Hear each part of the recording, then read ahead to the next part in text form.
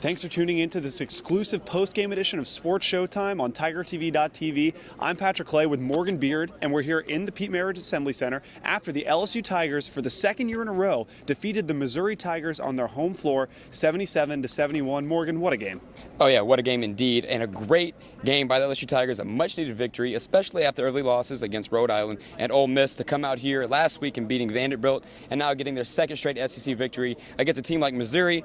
Like I said, it's a great win, and it will go very far for their tournament chances when it comes time to March. Absolutely, and this is actually the first time this win puts a Johnny Jones LSU team above 500 in conference play since he's been here. So obviously a great early momentum builder for the Tigers with some big games coming up. But let's focus a little more on the individual performances of the game.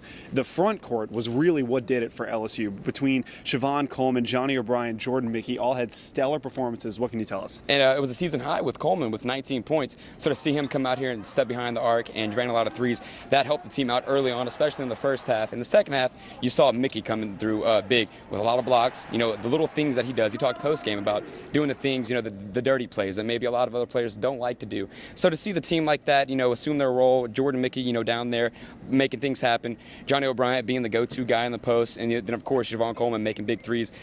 Just to see the big three like that, you know, the big three tonight, and to see that anybody can step in any kind of role and make anything happen for the Tigers, it goes a long way for the team as a whole. Absolutely, and especially coming against a team like Missouri that's had success in the postseason recently. Well, Morgan, coming off this victory, now LSU goes on the road to face Alabama, a team where they haven't really had much success in Tuscaloosa, and then come home to play Kentucky, and they've got a road game against Florida. The schedule does not get any easier for LSU. It's going to be hard for them not to overlook Alabama. As we all know, it's Alabama, so you know it's a tough game in its own right. But to have Kentucky here in the PMAC next week, that's going to be a big game. But you know, as the player said in postgame, they weren't overlooking Alabama. They're not going to overlook Alabama. So as long as they can stay focused, take care of business in Tuscaloosa, and then come back home, it should be a good thing for the Tigers. Absolutely. Well, thanks for joining us here postgame in the Pete Maravich Assembly Center. Be sure to tune in next week as we finally start with our regularly scheduled programming, kicking off on Tuesday. For Morgan Beard, I'm Patrick Clay. Have a great night.